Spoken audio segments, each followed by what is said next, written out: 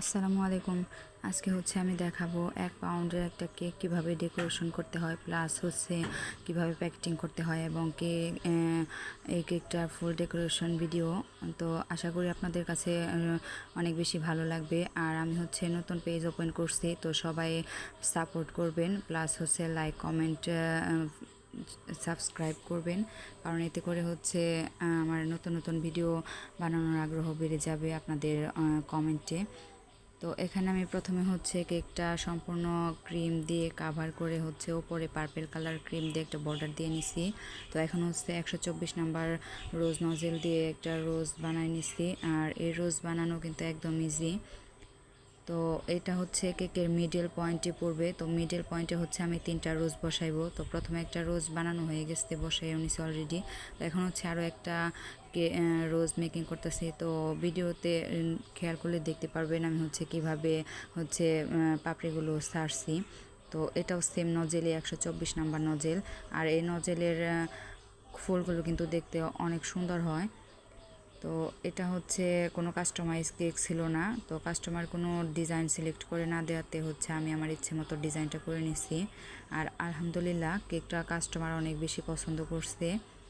তো আমি 3টা ফুলি মাঝখানে বসাই দিছি। তো এখন মাঝখানে যে পার্পল কালার বর্ডার দিছি ওটার সাইড দিয়ে হোয়াইট কালার সুগার বল দিয়ে দিব। আর এতে করে একটু কেকটা দেখতে গর্জিয়াস লাগবে এবং কি দেখতে অনেক বেশি আকর্ষণীয় এবং কি সুন্দর লাগবে। তো এই কেকের মধ্যে পার্লগুলো মানে হোয়াইট কালার পার্লগুলোই বেশি ফুটে ওঠে। তো সব কেকের মধ্যে তো আর কি হোয়াইট কালার যায় না, অনেক সময় দেখা যায় কি গোল্ডেন বা সিলভার এগুলো দেয়া হয়।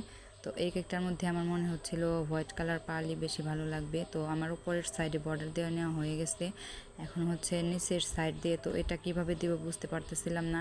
তো একটা আর্টিফিশিয়াল ফ্লাওয়ারের মানে বোটা নিয়ে এটাকে একটু ক্রিম ভরিয়ে নিয়ে তারপরে পার্লগুলো বসিয়ে দিতেছি। তো এইখানে তো দেখে মনে হচ্ছে মানে 1 মিনিটে সব কিছু করা হয়ে গেছে, তো আসলেই কিন্তু এইটা না। তো এই পার্লগুলো বসাতেও আমার মিনিমাম আধা ঘন্টার মতো সময় লাগছে। তো এখানে আমি ভিডিওটা ফাস্ট ফরওয়ার্ড করে দিছি, এর জন্য আর কি এত ফাস্ট দেখাইতেছে, মনে হইতেছে যে 1 মিনিটে করা হয়ে গেছে। তো সাইড দিয়ে আমি গোল্ড লিপ দিয়ে দিছি আর ফ্লাওয়ারের 3 পাশে 3টা লিপ দিয়ে দিছি, এগুলো নন এডিবল।